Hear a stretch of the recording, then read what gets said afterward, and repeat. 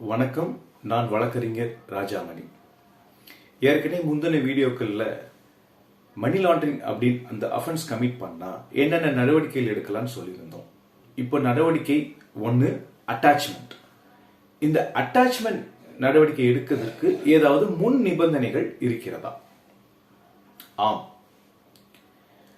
Money laundering அப்படின்னா என்னன்னா, ஒரு குற்றம் நடந்து அந்த குற்றத்தின் மூலமா ஒரு பணம் ஜென்ரேட் ஆகி அந்த பணத்தை நீங்க ஏதாவது ஒரு வகையில வச்சிருந்தீங்கன்னா அந்த அஃபென்ஸ் பேர் தான் மணி லாண்டரிங்.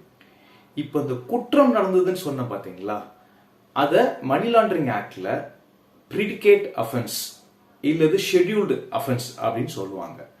அந்த பிரிடிகேட் அஃபென்ஸ்லயோ ஷெட்யூல்டு அஃபென்ஸ்லயோ குற்றவியல் நடைமுறை சட்டம் 173 படி போலீஸ் ரிப்போர்ட் அல்ல ஃபைனல் ரிப்போர்ட்னு சொல்லுவாங்க.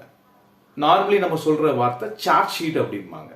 அந்த சார்ஜ் ஷீட் ஃபைல் பண்ணதுக்கு அப்புறம் தான் இந்த அமலாக்கத்துறை அதிகாரிகள் இந்த அட்டாச்மெண்ட்ங்கிற ப்ராசஸை இனிஷியேட் பண்ண முடியும்.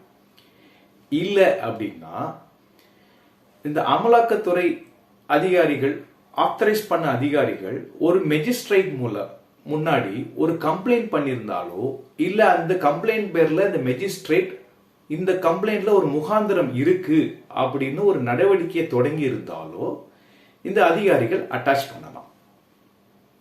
சப்போஸ் அந்த அமலாக்கத்துறை அதிகாரி இல்ல இந்த நடவடிக்கை எடுக்கிற ஸ்டேஜ் வரைக்கும் நான் வெயிட் பண்ணிக்கிட்டு இருந்தேன் அப்படின்னா இந்த ப்ராப்பர்ட்டியை இவங்க வேற ஏதாவது ஒரு வகையில மாத்தி விட்டுருவாங்க இல்ல டிஸ்போஸ் பண்ணிடுவாங்க. பிரிவென்ஷன் ஆஃப் மணி லாண்டரிங் ஆக்டுக்கு கீழே அமலாக்கத்துறை எடுக்கக்கூடிய நடவடிக்கைக்கு ஒரு தடையா இருக்கும் அப்படின்னு நினைச்சாங்கன்னா ஏற்கனவே சொன்ன வீடியோல சொன்ன மாதிரி அதுக்குள்ள காரண காரியங்களை ரைட்டிங்ல எழுதிட்டு அவங்க டைரக்டா போய் அட்டாச் பண்ணலாம்.